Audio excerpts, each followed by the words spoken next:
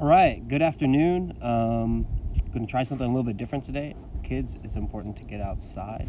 I'm going to go do a bit of skating, but I thought reading from the park would be nice. I'm going to try to do a live Instagram thing for the first time, check out a new medium, and that's how today will work. Reading you the fourth story from Tripping Over the Lunch Lady.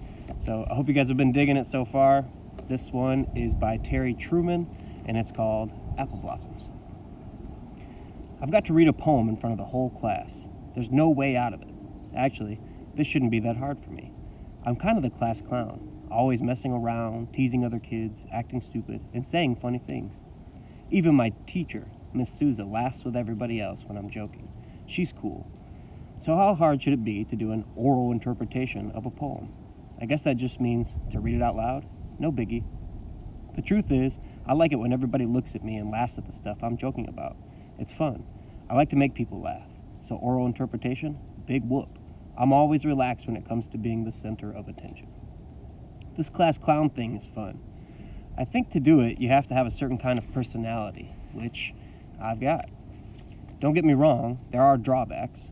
If I were just a class clown, I'd be seen as basically an idiot. Fortunately, I'm also good at sports, so I'm used to playing two different roles, the jock and the joker. Here's what I'm saying. When teams are being picked on the playground, like for football or baseball, and all of us are standing around trying not to look nervous as the captains pick who's going to be on their teams, right then, my being the funniest guy in class doesn't mean squat. The captains only care about getting the best players they can, period. It doesn't make any difference how good an imitation I can do of the principal or how many jokes I know. Joking around can't help me catch a football or hit a baseball, but I always wind up getting picked early, first or second. Like I said, I'm good at sports. I'm even better, though, at the joking thing. It's not like anybody ever says, "Oh, there's Jason Truman, official class clown," or anything, but everybody knows I'm funny. Miss Souza even uses me to get the other kids to do their work sometimes. Like if everybody's bored or restless, Miss Souza will tell them, "If you buckle down and do your work, I'll let Jason do a skit." That's what she always calls it, a skit. Like I'm a professional comedian. But the truth is, my skits are never planned out. I never know what I'm going to do in front of the class when I first go up there. And Miss Souza never asks me if I want to do a skit or not. She just tells me to do it. I don't know where I come up with my ideas, but once I'm up there, if everybody in class is laughing, I just keep doing whatever I'm doing. Like last week, I started making some stupid faces, then snarling, then making a cross-eyed, toothy grinned, dumb and dumber type of expression, not getting tons of laughs, and then I got an idea. I pretended like I was a 1,000-year-old man, all bent over and confused looking. This old man was nasty and gnarly, too, kind of pulling his pants up so high that he'd almost have to open his zipper to spit. And I had this old man scratching himself all over, especially his butt. I used Miss Souza's big wooden yardstick as a cane to help my old man stumble around the room. I made it look like he didn't have any teeth, wrapping my lips so they looked like my gums and smacking them back and forth, while I mumbled in this real old voice about young whippersnappers. And back when I was your age, there was this Tyrannosaurus Rex that lived down the street, and stuff like that. Everybody in class was laughing, so I knew I was doing my job. Once in a while, I say or do something that goes overboard, maybe gets a little too freaky, and Miss Souza gives me the look, and everybody tries not to laugh, and that's usually the end of my skit. But Miss Souza always calls on me again, so she must not get too mad. Back to the poem reading thing, though. Having to read this poem in front of the whole class is a little bit different than being a jock or clowning around. First off, it has to be a serious poem. I mean, our assignment says that the poem is supposed to be about war. I haven't been able to find any funny poems about war. Most of the poems are pretty bloody and sad and all that. They're all about guys' friends getting killed and blown up and donkeys dying and brave heroes and all. A lot of the poems are old, too, like 100 years old and about World War I. And they're really long, too. I mean really long, like a whole page or even longer. Because they're poems, they don't make much sense either. I guess because these poet guys were trying to rhyme everything, maybe their teachers didn't care as much about them making any sense, especially since they were writing about their friends and innocent donkeys getting blown up. I don't know for sure. I do know that after a long time of searching, I've managed to find the shortest war poem I can find. It's about springtime and war. It's only 8 lines long and real easy, and I even sort of understand it. The guy thinks war is pretty bad, something like that. Anyway, I'm good. Because it's so short, I don't even have to practice reading it very much. I know all the words, so what's the point in wasting a lot of time just reading it over and over again? I say it a couple times, not out loud, but to myself, and then I turn on the TV. Like I said, I got it. Springtime and war, 8 lines long. Spring is nice, war is bad. Big deal. It's gonna be easy. All night long, the poem, which I've copied onto a sheet of notebook paper, lies on the table in front of me while I ignore it. Every once in a while, my mom hollers in, "Are you practicing your poem?" And I yell back, "Yeah, sure, I'm all over it."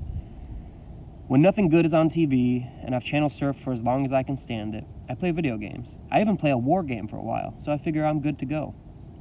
Today's the day. Miss Souza asked for volunteers. I think the war poems have taught us that it's not a very good idea to volunteer, because nobody raises their hand. Miss Souza calls on Fred Gritton, whose desk is next to mine. I think to myself, close call. It's like having a mortar shell land on the guy in the trench right next to you. Fred gets pretty nervous and scared in front of people. He's just that way. Fred's not very good at sports either. He's not terrible, like some guys, but he always gets picked toward the middle. I guess everybody figures that you're not going to win or lose by having Fred Gritton on your team. I like Fred, though, because he always laughs harder than almost anybody else when I'm joking around, and he always tries hard at sports. Earlier in class this morning, I kept looking over at Fred, and he was practicing his poem over and over again, moving his lips and staring at the page like it was a bomb that just landed in his lap. I whispered, "Relax, Fred. You're going to give yourself a heart attack." He looked at me, and his eyes looked really scared. "I know," he whispered back. "I feel like that." "Take it easy, man," I said again. "It's just reading a poem." Fred said, "I know, but I don't want everybody to laugh at me." That made me think. Every time I get up in front of the class, I'm trying to make people laugh. But now, with this oral interpretation about war and death and all that, I knew just what Fred meant. It'd be pretty bad if everybody laughed when you're trying to be serious. Still, as Fred gets up to go read his poem, I whisper, "Charge!" kind of loud. A couple of kids sitting around us giggle. Fred goes up there, and his hands are shaking, and his face looks white. I have no idea why Miss Souza picked him to go first. She's like a general sending some soldier to a certain death for the good of the regiment. Poor Fred. Fred's poem is pretty long and has foreign words in it and makes no sense at all. It's about guys getting gassed and dropping dead with yellow faces. But Fred's idea of oral interpretation is just to read the poem, one word after another, as fast as he can, including the foreign words, until he gets to the end. He doesn't look up from the page at all, and when he's done, he lets out a big sigh and hurries back to his seat. Nobody laughs at Fred, though, and I don't even tease him, because now we're all waiting to go up and take our turns. Sorry, it's cold out here, my nose is running a little. It's like waiting to get chosen for the front lines or picked for sports. I'm just sitting here until my name is called, until it's my turn to march up there. I'm okay, though. I keep reminding myself that my poem is short. Miss Souza calls on some other kids. Alan Mender, Graham, Cracker O'Neill, Amber Quarantino. For some reason, sitting here waiting my turn, I start to think about being the class clown, about how I need to not clown around when it's my turn, but about how funny it would be if I acted like an idiot during my oral interpretation. Like if I turned into that 1,000-year-old man again, mumbling and stumbling all over the place, maybe crawling back home from the war with a hand grenade stuck up my... I laugh, and suddenly, Miss Souza is staring right at me. Amber has just finished and is walking back to her chair. She's giving me a killer look, like she thinks I'm laughing at her oral presentation. Which I'm not. I wasn't even listening. Miss Souza says, "So, are you ready, Jason?" I look at her. "Sure," I say. A couple of kids snicker. Kids who laugh at everything I ever say, so I add, "Ready for duty." A few more kids laugh. Not Fred, though. He's sitting real quiet like he's shell-shocked. As I've been half listening to the other kids, I figured something out. Oral interpretation isn't just reading the poem as fast as you can like Fred did. Miss Souza keeps telling everybody to slow down and think about the meaning of the poem. I know for sure that some of my friends could go 100 times as slow and I still wouldn't have a clue, especially not about the poems with part foreign words like dulce, este, decoration, or whatever. I make my way to the front of the room. The same kids who laugh at everything I say laugh at the way I'm walking. So I break into a gorilla walk, swinging my arms down and leaning way over one side to the other, then back again. Even more kids laugh. Miss Souza doesn't laugh, though, so I stop messing around and try to get serious as I stand in front of the class. I want to get a good grade on this, but I'm feeling weird. My palms are sweaty, and there are little trickles of sweat under my arms. My hands aren't shaking, like Fred Gritton's were, but I feel tight in my throat, like I should cough or something. Suddenly I think to myself, I wish I'd practiced reading my poem out loud. Too late now, but I wish I had. I put my sheet of paper onto the podium thing, and I put my hands on the side of it. My palms are so sweaty that I'm sure my hands will leave little wet spots, but I try not to think about that. I look out at everybody. Their stares, their expressions make me feel even more scared. Are they expecting me to joke around, even though they know I'll get killed if I do? I realize now that I don't really know what my poem is even about. I mean, I know the springtime and the war, and that the first line is something about guys marching and stuff. I'm feeling more and more nervous, looking out at everybody. A couple more kids, plus the first kids who laughed earlier, start to smile. Miss Souza asks, "Are you ready, Jason?" More giggling from the troops. "Sure," I say. I think to myself, the heck with oral interpretation. I'm just going to read this kind of slow, pretend I understand it, and get it over with. It's only 8 lines long. I start to read the poem, and I get through the first line. I have no idea what I've just said. It's like there's a battle raging all around me, inside me. My nerves are racing and exploding. I can't think straight. I start to read the second line, and now I hear myself. It's about the soldiers in springtime, and they're marching along, and the poem says what they can smell. The scent of acyl bloppums fills the air. I freeze. What did I just say? Did I just say acyl bloppums? What's an acyl bloppum? There's a soft, horrible gasp from the class. Now the room is deadly quiet. I keep staring at the page. 8 short lines. It begins to swirl. What did I say? Where am I? I find my way back to the start of the line and try again. The scent of... I hesitate for half a second. I can do this. I can say this, but it's so quiet, so tense. The scent of acyl bloppums. The roar of the class laughing drowns out the rest of my words. What? I mumble. What did I say? What did I say? Nobody answers. I'm not even sure they can hear me through all their laughter. In all the clowning I've ever done, all the times I've tried to make kids laugh, I've never heard laughter as loud or long, as real as this before. But when I look up at Miss Souza, she isn't smiling. Fred isn't laughing either. His expression is worried, like he wishes he could rescue me. My face goes bright red. I can feel it. Now sweat is pouring down from my armpits like somebody turned on a faucet. Without knowing I'm going to say it, I blurt out, "Acyl bloppums," again. Everybody roars even louder. Their laughter becomes explosions, bombs going off, bullets and shrapnel flying all around my ears.